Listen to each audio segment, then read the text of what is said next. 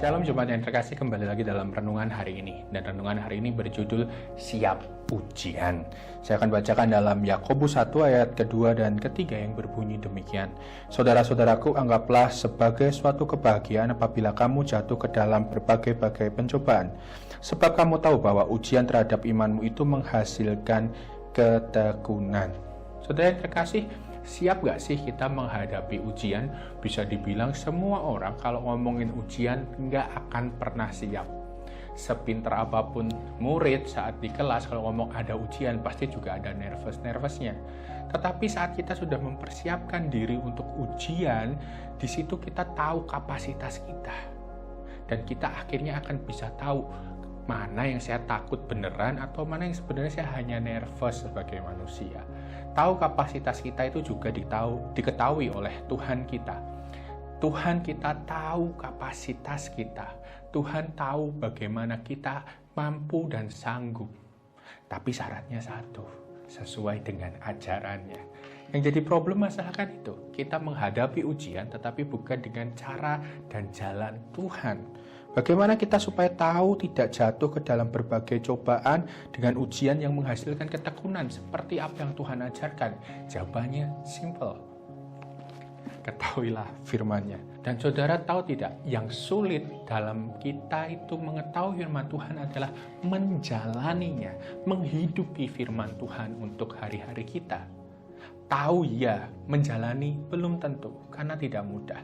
Karenanya saudara perlu bertekun dan meminta kepada Tuhan kekuatan untuk bisa menghadapi berbagai pencobaan. Itulah hikmat yang selayaknya kita miliki.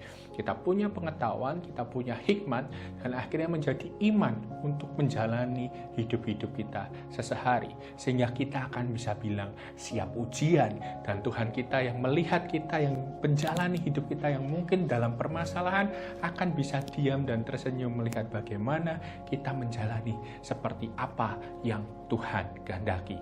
Saya berdoa kiranya saudara tidak saja menjadi pendengar tetapi menjadi pelaku firman Tuhan yang saya tahu tidak mudah, tetapi punya komitmen, punya harga yang dibayar tinggi untuk melakukan firman Tuhan. Itu akan mendatangkan ketekunan yang nanti hasil akhirnya adalah memperoleh buah yang matang, menjadi sempurna dan utuh dan tak kekurangan sesuatu apapun. Kiranya saudara siap menghadapi ujian. Mari kita berdoa.